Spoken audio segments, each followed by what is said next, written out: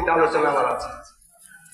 পরবর্তীকালে তাদের সমন্বয়ে একটা ফ্রন্ট, জাতীয় গণতান্ত্রিক ফ্রন্ট ডাক্তার এম.এ. করিমের নেতৃত্বে, হয়তো এখানকার শুধু কেউ কেউ জানেন, গঠিত হয়। সেই জাতীয় গণতান্ত্রিক ফ্রন্টের শুরু থেকেই আমি কেন্দ্রীয় কমিটিতে অবস্থান করি।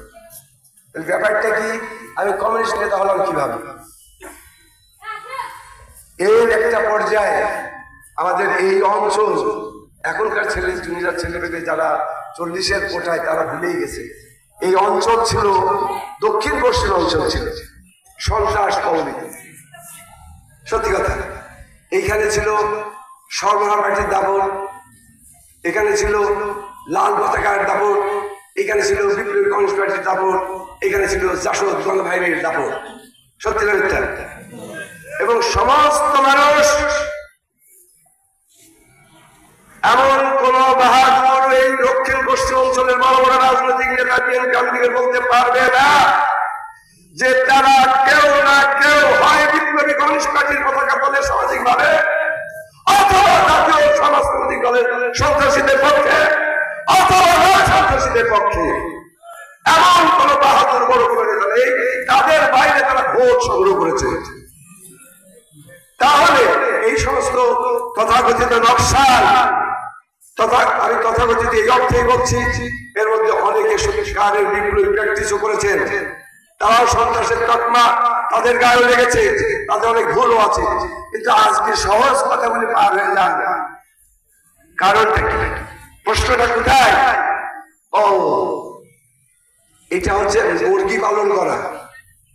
আমরা মুরগি পালন করি ঔপনিবেশিক দেশ, এটা বলি আমি নয় ঔপনিবেশিক দেশে, আমার ভাষায় ওনাদের সাথে পার্থক্য থাকতে পারে, আপনি লাভ করবেন।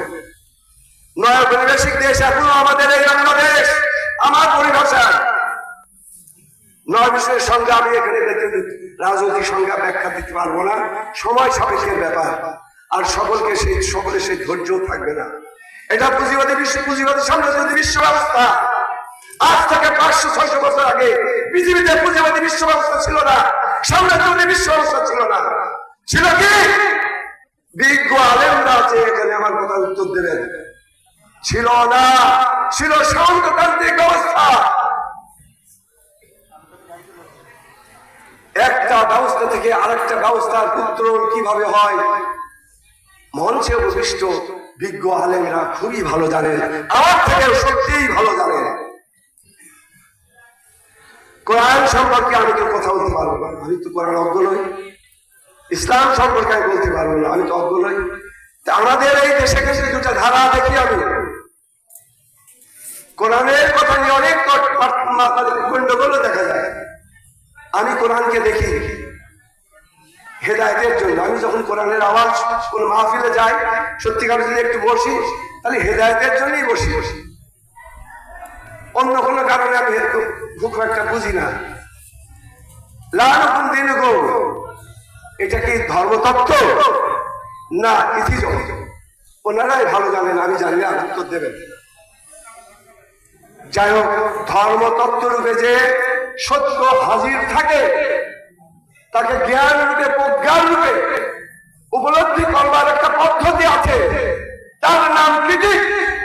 ক্রিটিক না থাকলে কোন দর্শন, আর কোরআন, আমাদের কোরআন, এটাকে বুঝতে হবে কিভাবে?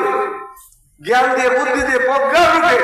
এর যে দর্শন বুঝতে হলে এই ক্রিটিক পদ্ধতি লাগবে। ক্রিটিক পদ্ধতি ছাড়া অর্থনীতি, রাজনীতি, সমাজনীতি কোনটাই যথাযথভাবে আপনার আমার পক্ষে বোঝা সম্ভব নয়। এটা টোটালটাই রাজনৈতিক বক্তব্য হয়ে যাচ্ছে এবং জটিল বক্তব্য।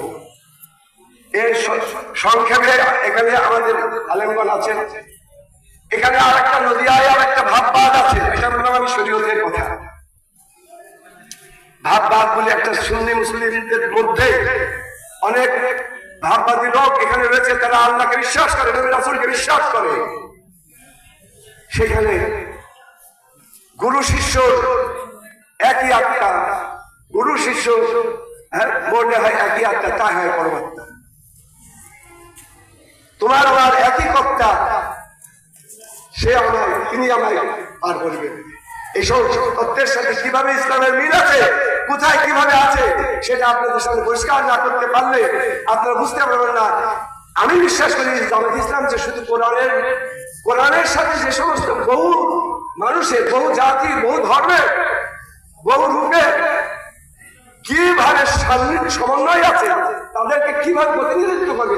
ইসলামে তো কোরআন সংক্ষিপ্ত করার জন্য বলেছে, কোরআনে রাষ্ট্র নেই, আমার ধারণা রাষ্ট্র নেই, বলে ভাব করবেন। ইসলামের সমাজ আছে, গ্লোবাল পলিটিক্যাল